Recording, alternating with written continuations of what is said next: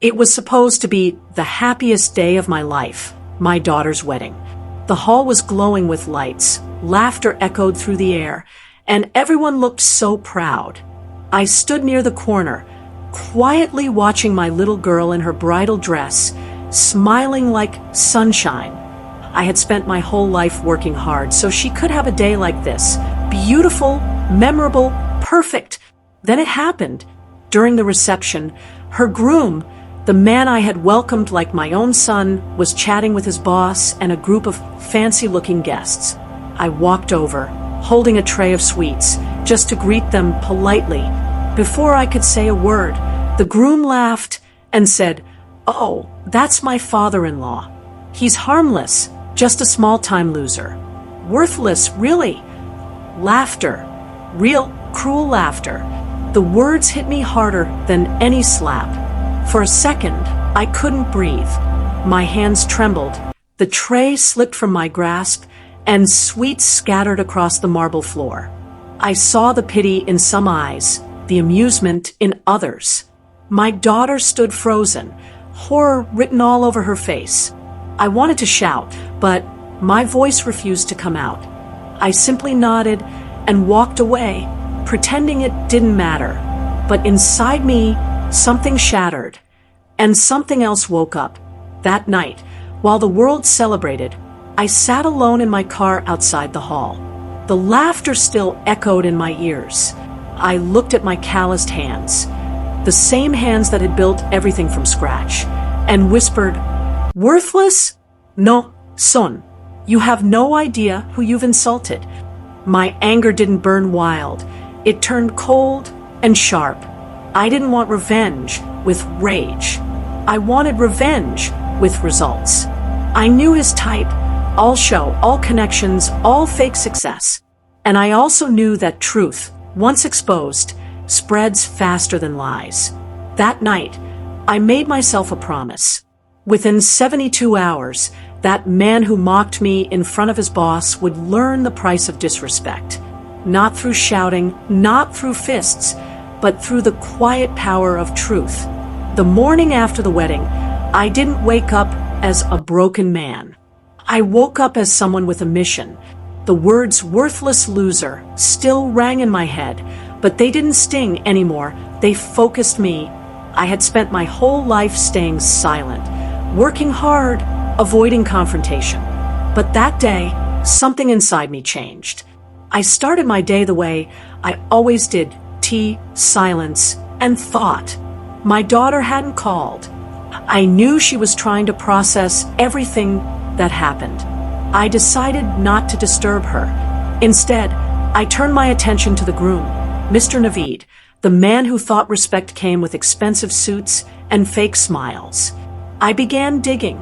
Through a few quiet phone calls and some help from old friends, I found out more than he would have ever wanted me to know. Naveed worked as a project manager in a construction company that handled government contracts. On paper, everything looked clean.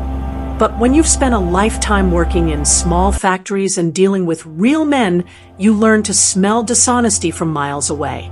One of my friends, Rashid, worked in a local newspaper. I called him. "Rashid," I said, "I need to know about a man named Naveed Ahmed, project manager at Horizon Developers." He laughed. "Oh, I've heard that name. Big mouth, flashy car, small ethics. What's the story?" "Let's just say," I replied, "he insulted the wrong man." By afternoon, Rashid sent me a few things: copies of public tenders, company statements, and a few suspicious documents showing payments that didn't make sense. Large sums moved through consultant accounts that didn't exist before Naveed joined the firm. Then came the real lead, a man named Saeed, an accountant who had been quietly fired months earlier. Rashid gave me his number. When I called him, the man hesitated, his voice nervous. "I can't talk," he said. "Those people are powerful." "I'm not asking for gossip," I replied. "I'm asking for the truth. You know what he's done, and so do I. Help me do what's right." It took patience, persuasion, and one cup of tea at a quiet cafe. Saeed finally agreed to meet. He handed me a small flash drive and said, "This is documents, payments, signatures, and fake invoices. Naveed's been using company funds to bribe contractors and push false charity donations. He's clever but greedy." I thanked him and promised his name wouldn't come up. That night, I spent hours going through every file. Numbers never lie. They tell stories that people try to bury. Naveed's story was one of greed, deceit, and arrogance. The next morning, I made a clean copy of everything and sent an anonymous email to Horizon Developers' internal audit team, attached with the files and one line. "You might want to see what your project manager has been building. It's not houses." By evening, the effect began. Naveed's name was quietly pulled from the company's promotional event scheduled that week. The HR team sent out confidential review notices. The whispers had started. Meanwhile, I didn't stop. I knew people like Naveed didn't collapse overnight. They needed a gentle push from every side. I sent another email, this time to a journalist Rashid trusted, the kind of man who smelled corruption like smoke.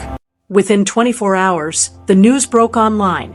Corporate investigation underway at Horizon Developers after suspicious transactions uncovered. It didn't name Naveed, not yet, but the timing, the hints, the insider references, anyone who knew him could read between the lines.